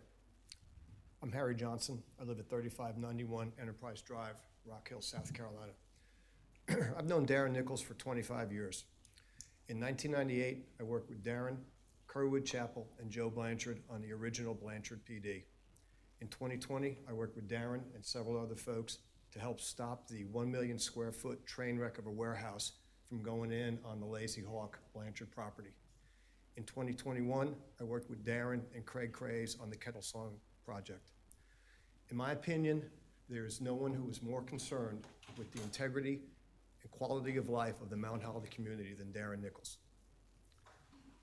Regarding Nichols' store, 60 years ago, Nichols' store was a dirt floor country store. It is now one of the premier hunting and fishing providers in the Southeast. People come from North Carolina, Virginia, Tennessee, Georgia, and Florida to shop at Nichols' store. Ted Turner's been at Nichols' store. I saw Luke Keithley of the Carolina Panthers shopping at Nichols' store last Christmas. Nichols' store is the most impressive, successful, and expansive mom and pop business in York County. It's also the bedrock of the Mount Holly community. York County and the city of Rock Hill want to make Exit 73, Highway 901, the southern gateway to Rock Hill. Well, the first thing you see when you get off the interstate is Nichols' store. What Darren is trying to do is improve his parking and the display of his outdoor products. This will not only improve the shopping experience, but will improve the visual aesthetics for travelers coming into York County and Rock Hill. Please let Darren help York County and approve the zoning changes he's requesting. Thank you. Thanks, sir. Anyone else wish to speak in favor? Anyone wish to speak against? Move to close. Second. Motion and a second to close public hearing. Any discussion? All those in favor say aye. Aye. Any opposed? Hearing none. none. Motion passes and public hearing is closed. Do we have a new motion? Move to approve. Second. Motion and a second to approve. Any discussion? All those in favor say aye. Aye. Any opposed? Hearing none, motion passes. We move now to item number 3, rezoning action. Hold a public hearing and consider first reading case number 22-23, tax map number 67300000085, a portion, and 67300000058, a portion, to rezone from RMX 20 to RSF 40 and RSF 40 to RMX 20. 1.16 acres in District 5. Mr. Bono. This rezoning request is to facilitate a land swap. So a portion of one lot will be zoned from RSF 40 to RMX 20, and another portion of a different lot is proposed to be rezoned to the opposite. So a little bit complicated to talk through, but a visual is always helpful, I find. So that blue triangle, that's the portion that is proposed to be rezoned to RSF 40. And then that blue rectangle there, close to the railroad along Leslie Highway, that's proposed to be rezoned to RMX 20. And that's so that that larger lot has a wider access point to Willwood Circle, so they can take a driveway access point from there. So staff recommends approval with our standard condition on recording a subdivision plat because it is a split zoning for 2 parcels. So there's that 90-day recordation of that subdivision plat condition, and by a vote of 7-0, Planning Commission also recommends approval. Any questions, staff? Thank you. Do we have anyone here who wishes to speak in favor of this request? Anyone who wishes to speak against? Second. Motion and a second to close public hearing. Any discussion? All those in favor say aye. Aye. Any opposed? Hearing none, motion passes. Do we have a new motion? Yes, move to approve. Second. Motion and a second. Any discussion? All those in favor say aye. Aye. Any opposed? Hearing none, motion passes. We move now to public hearing, item number 4, rezoning action. Hold a public hearing and consider first reading case number 22-25, tax map number 71600000002 051 057 069 076 078 079 080 081 082 083 084 and 71700000008. I will say thank you for not making me read out the first portion of that the entire time. Maybe next time I could do a range.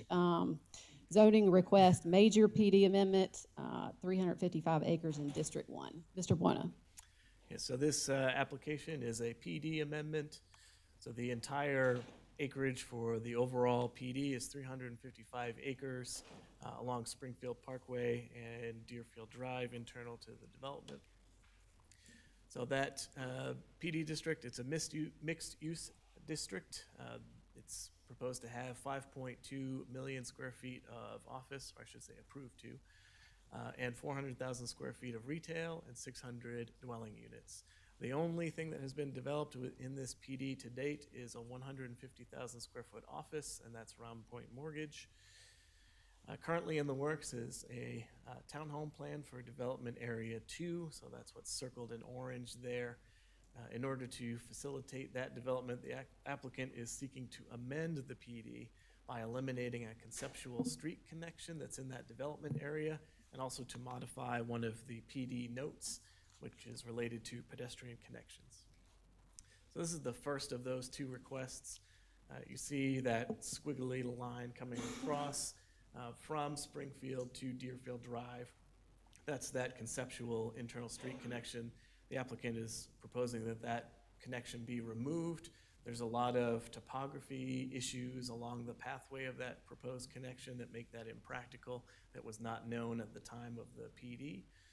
The second part of the request is to revise PD Note I relating to transportation and access to read as depicted here, and that's primarily to clarify what that language means about the pedestrian connections and to add some flexibility in case there are existing sidewalks or there are some uses that should not be connected by a pedestrian connection. So this is the zoning in the area. It's a mixed bag at that intersection of Gold Hill and 77, but this site and some adjacent sites are zoned PD. As far as the comp plan goes, the underlying land use, future land use designation is I-77 employment, and layered on top of that is the town center node, and that town center node was created in recognition of this PD. And so the comp plan would support this amendment, and staff therefore recommends approval, and by a vote of 7-0, Planning Commission likewise recommends approval. Thank you, Jonathan. Any questions? Yeah, I just got a question, 2 questions. When was this originally approved under what it currently is right now? Apologize, I don't know the date offhand. Looks like 2016 was the latest revision. And I don't have the. Okay. 2006. 16, okay. And so in regards to this modification, then it is really around the interconnected streets to make it more accessible, I guess would probably be the best word. Yeah, to have that interconnected grid of streets internal to the development and to have that cross-parcel access. And because of the location with Springfield, staff agrees with the applicant that that connection isn't necessary given its location and the challenges of the topography and actually installing that road. And would this, would modification such as this, would this improve the opportunity for bike paths, walkways, et cetera, from within this property? I mean, in one respect, to eliminate that street connection would eliminate an opportunity to have a bike path along that road, but it doesn't inhibit the ability to have those walking paths and connections in there. Okay. And, that's what the PD note would further enforce, that maybe they're not providing this particular conceptual road connection, but they are making sure that all the developments are connected via pedestrian routes, and which could include. Which could include bike paths or walkways? Yep. Okay. Shared use paths, yep. All right, thank you. Any other questions? Mr. Roddy? This is the old Knight Stadium property, isn't it? That's correct. I remember being on council when Cato Corporation came in, and they had a lot of plans for this area. If I'm not mistaken, does this property have some wetlands somewhere on it that they were trying to avoid? There I is remember some that being wetlands. in the discussion. But yeah, several years ago, when they took ownership of this property, they had a lot of plans to do in this area. And the only thing that's there now, you said, was a 150 square foot office building? That's right. Can you get me a copy of the PD that was originally submitted for the things that they were gonna do or proposing to do at the time? Yeah, we can do that. Okay. Any other questions for staff? Thank you, Jonathan. Anyone here who wishes to speak in favor of this request?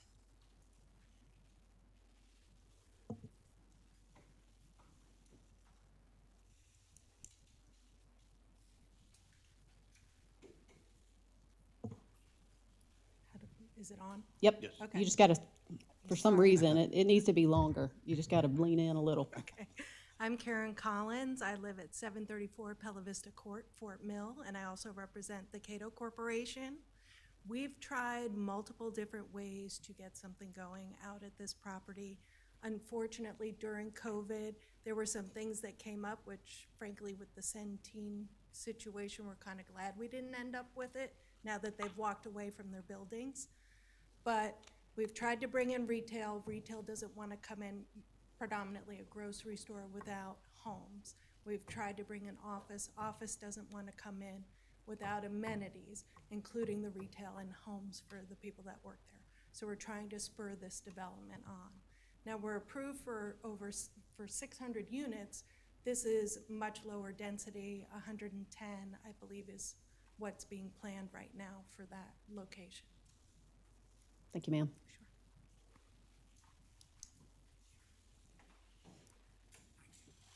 I'm Ben Johnson. I live at 310 College Avenue. I represent Cato, the applicant here, can't really add much and won't take your time beyond what Ms. Collins has said. Mr. Audette, that was a very good question. We do not propose, if we can go back to there's an environmental map that was maybe 2 pages back. That's good enough. There's a conceptual road there. It was like conceptual. It was like if it works. And as Jonathan said, they had not really drilled down on what was doable there. There's major, in the development area too, there's major wetlands, buffers, and then the topography goes like this. So you'd be so far over, you would basically be at Deerfield Drive. And we've shared, Cato's working with Lincoln Harris on some exciting projects, and we've shared conceptually how those would fit together. And the whole idea of the internal connection was to keep internal traffic, obviously, from having to go out to the stoplight at Deerfield and Springfield and to be able to get around internally. And the way these projects are designed to work is that they'll literally be within 100 yards of each other on Deerfield. And if the conceptual road would just parallel, be within feet of Deerfield, and what's going to happen is there'll be a drives on Deerfield, literally within 100 yards, connecting the retail and the townhome project, and without the local traffic having to go to the signalized intersection and without having to get out on Springfield. So that was, and then further to your point, absolutely, Cato and Lincoln Harris are committed to, Cato is committed to the pedestrian connection internal to development area 2. It's such a tricky area. It's to be determined where, but not if or whether. It's definitely a commitment. And the other thing that came out of our discussions with staff is, as Mr. Pointer said, it was not clearly spelled out that there should be pedestrian connectivity elsewhere in this 355 acres. And the PD, the second PD amendment is to clarify that where it's feasible and where the uses are not totally incompatible, there'll be pedestrian connectivity. So, and Mr. Swenson's here tonight. He is anxious, as you are, for activity at this site of the kind everybody envisioned when this PD was first established. And we think this will really kickstart it. Thank you, sir. Thank you. Thank you. Anyone else who wishes to speak in favor? Is there anyone who wishes to speak against? Move to close. Second. Motion and a second to close public hearing. All in favor say aye. Aye. Any opposed? Hearing none, public hearing is closed. Do we have a new motion? Motion to approve. Second. Motion and a second. Any discussion? All those in favor say aye. Aye. Any opposed? Hearing none, motion passes. We move now to number 5, public hearing, rezoning action. Hold a public hearing and consider first reading case number 22-26, tax map number 28200000029, a portion, and 28200000059 to rezone from AGC to RUD, 14.5 acres in District 2. Mr. Bueno. So this request is to rezone all of one parcel to AGC and a portion of it from AGC to RUD and a portion of the larger parcel for the same. All told, it's 14 and a half acres of rezoning. I'm losing my voice. I've been up here quite a bit. So the applicant's looking to create 3 separate parcels to have 3 single-family detached homes. And in order to do that, they need to make sure that the remaining parcels are all of a single zoning district, so this rezoning will facilitate that. So here's that zoning map. You can see there's a small parcel that comes off of Hines Road, which is their access point. That would propose to be rezoned from the AGC to RUD district. And likewise, there's that ridge of AGC on the western extent of the larger parcel that would be rezoned to RUD also. So the comp plan calls for all of these parcels to be single-family residential. Therefore, this request meets the comprehensive plan. Staff recommends approval, therefore, and by a 7-0 vote, Planning Commission likewise recommends approval. Any questions? Thank you, Jonathan. Is there anyone here who wishes to speak in favor of this request? Is anyone opposed? Move to close. Motion and a second to close public hearing. Would you like to get up and speak? Okay.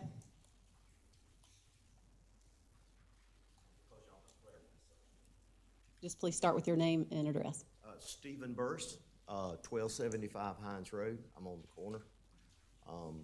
The question I have is when the rezoning, it still would be only acceptable for 3 residents, the 2 that's already there, and then the 3rd one. Is that what I understand from you guys? Jonathan, the total request is for 3 units. The request is to rezone, the applicant intends to create parcels. Just the 3 parcels to 2, which would be 5-acre tract 1, a 7-acre tract, and then the rest of the property would be left intact.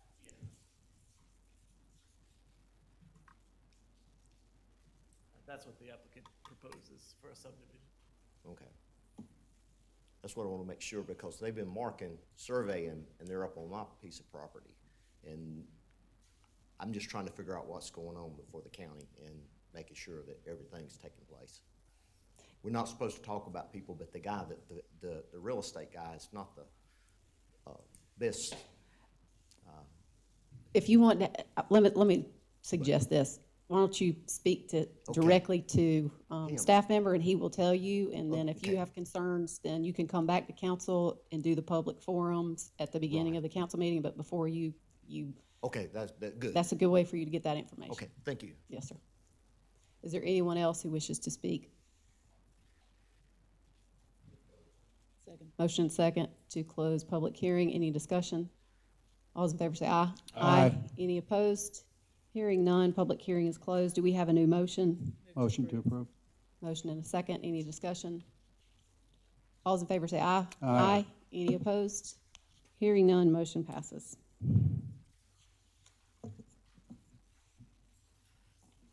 Jonathan, if you'll just make sure to connect up so that he can get the information.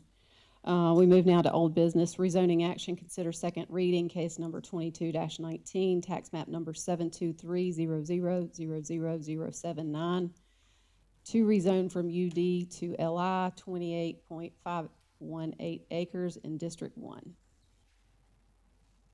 Do we have a motion?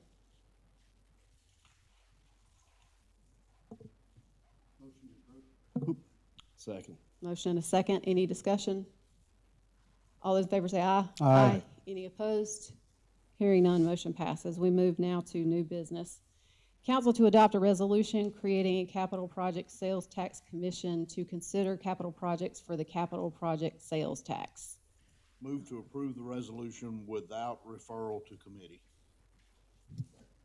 Motion and a second. Any discussion? Just so folks know, this is the standard resolution that's been put in place to move forward with the PFP. It's the same resolution that was used in the past pennies, and it basically just kicks off the process for us to move forward. All those in favor say aye. Aye. Any opposed? Hearing none, motion passes. Number 2, council to approve a resolution to support York County's application for grant funding from the South Carolina Rural Infrastructure Authority, pledging matching local funds and other matters related therereto. Move to approve without referral to committee. Second. Motion and a second. Any discussion? All those in favor say aye. Aye. Any opposed? Hearing none, motion passes. Council to ratify a venue agreement with City of York for Summerfest. Move to approve. Second. Motion and a second. Any discussion? Mr. Winkler.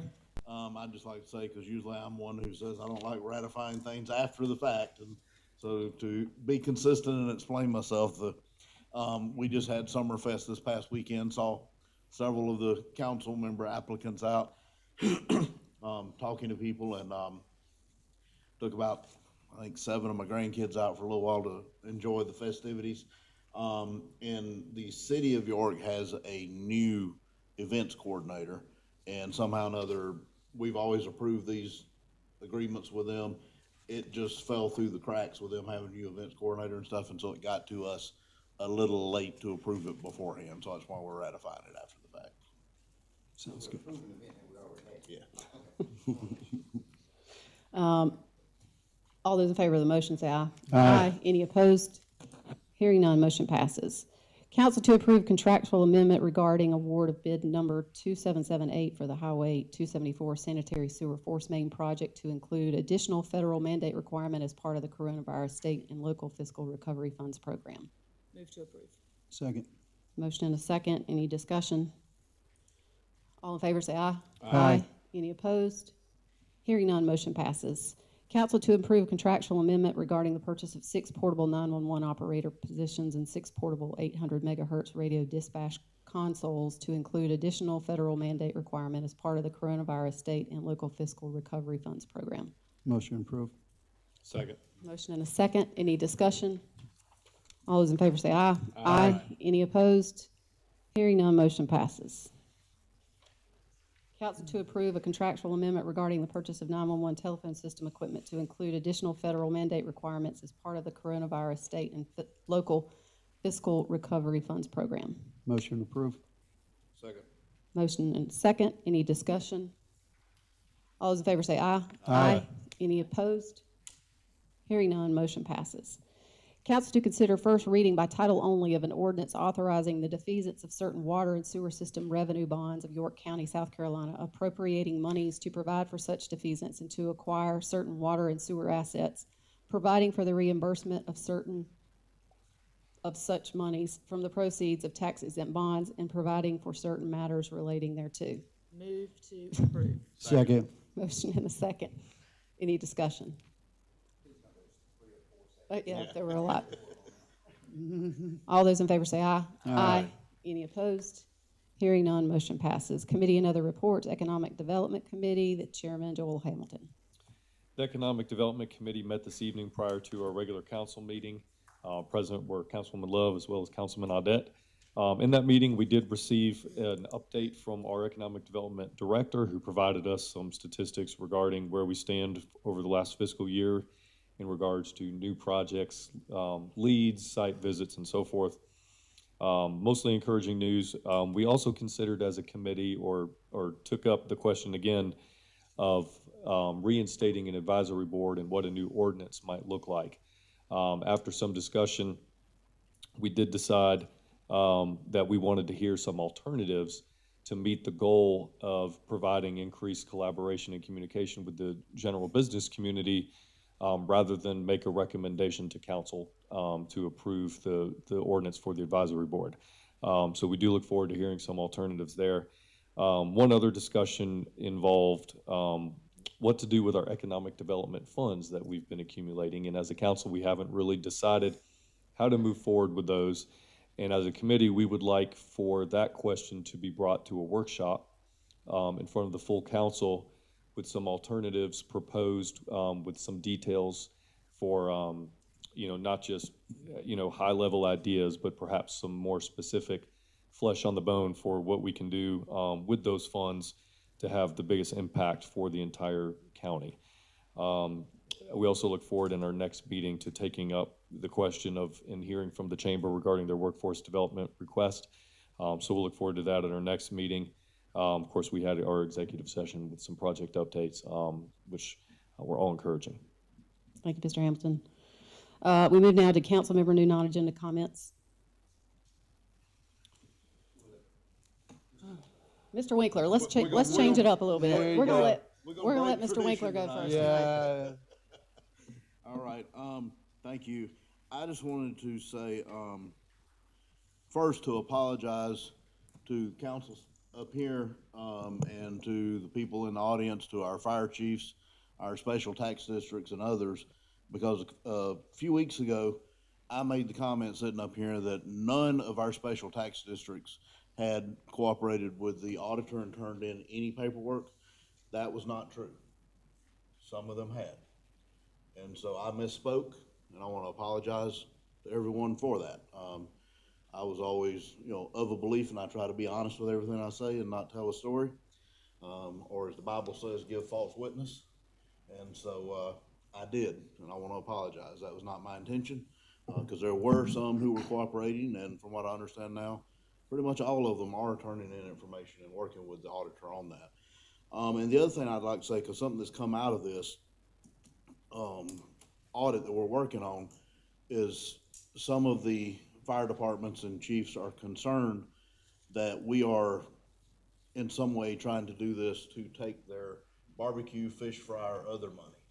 And I want to say, sitting up here, since I'm the one that asked for this audit originally, I have no intention of ever trying to take your barbecue, fish fry, or other activities that you do, because that is something that keeps the community involved with our fire departments and keeps that community pride. Now, I do think we need to be able to, make sure money's spent properly, because it does represent the county and stuff, which we've never had an issue with as far as I know. But I want the fire departments to know that is not my intent, and it's not something that I will ever support, to the point that I will tell you now, if that ever comes up, even when I'm off council, I'll be on that side standing in front of the podium speaking against it and fighting against it if we ever try to take away your opportunities to fundraise for yourself and keep your community involved. Mr. Audette? All right, two quick things. September 10th, this Saturday, the York County has been partnering with Fostering the Family organization. And there is a great event going on Saturday morning. It's a 5K walk and run. It's at Ebenezer Park.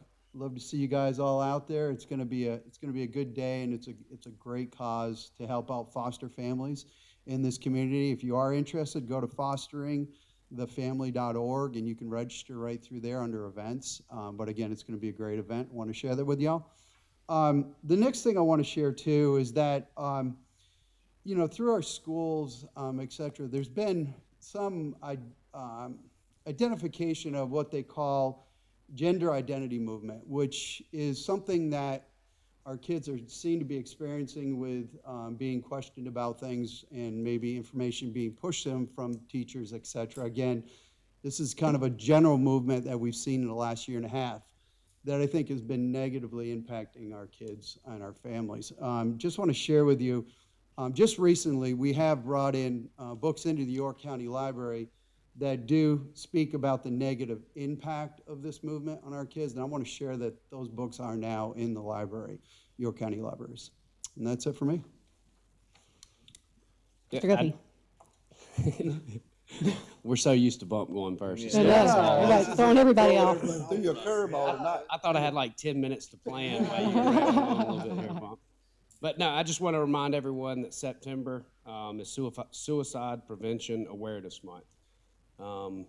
I said before, it's going to be kind of one of my new passions, and very early, but since September is, make sure that we are making everyone aware, and let's not create or treat any type of depression or mental health as a crutch, and let's address it and face it head on.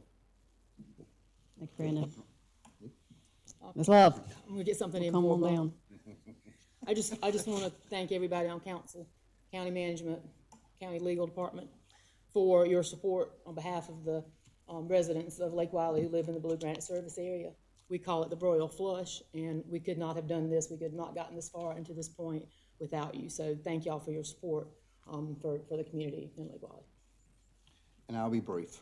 I have about 3 comments. The first one is I'm glad Robert cleared that up about the comments that were made at the previous meeting, because I did get a couple phone calls, and so it's good that you kind of acknowledged that and cleared that up a little bit. The second thing is we have a Justice and Public Safety committee meeting coming up, and I wanted to ask Brandon and for Karen to put on the agenda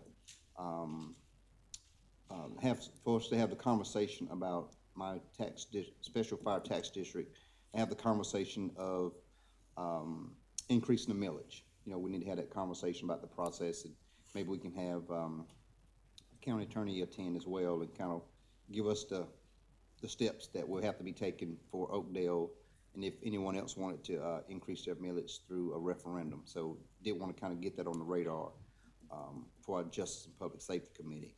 And also, I enjoyed the presentation today about the workforce and the jobs that's available. People are still concerned about getting back into the workforce or making more money. It's good to see that update come through about you know, how many jobs that are still vacant, you know, possibly here in York County. And so you still ride by and see a lot of signs that say we're hiring. And so just want to encourage people who are looking for jobs to continue to beat the pavement and get out there, because there are plenty of jobs that's available, obviously based on what York County Chamber has presented here today. And my last challenge is for all 14 of us sitting around the table to participate in the boat competition. It'll be a great team building exercise for all of us to go out and build a floating boat out of non-boat materials. I expect to see everyone out there on October the 1st. Michael, Kevin, David. But I think that's a good opportunity for people to come together and have something fun. It seems like it's going to be a lot of fun to do so. Thank you, Mr. Rowdy. We do have, I think that the Justice and Public Safety, before we move on, it is having their meeting. If you would add that item to your consideration on the referendum, and have legal there to be able to give some guidance, I think that would be the easiest way to get that teed up. Mr. Hamilton, sorry. Well, I wasn't going to say anything. I was going to be, quiet tonight, but since he mentioned the challenges for the the boat competition, I think y'all got off easy. I think the Hamilton Hydrofoil Challenge presents a unique set of engineering difficulties to overcome, and maybe some cost and resource challenges as well. So, but I do have a motion for executive session if we're ready for that. Yep. I move that we go into executive session for the receipt of legal advice regarding a contractual matter relating to EMS services, as well as for the receipt of legal advice regarding ongoing litigation updates. Second. Motion and a second. Any discussion? All those in favor say aye. Aye. Any opposed? All right, we're going to move into executive session, and I hate to be rude, but I'm going to hit this gavel in 5 minutes because there's a couple of us that have to get on the road and travel hours and hours tonight. So we're gonna, yeah.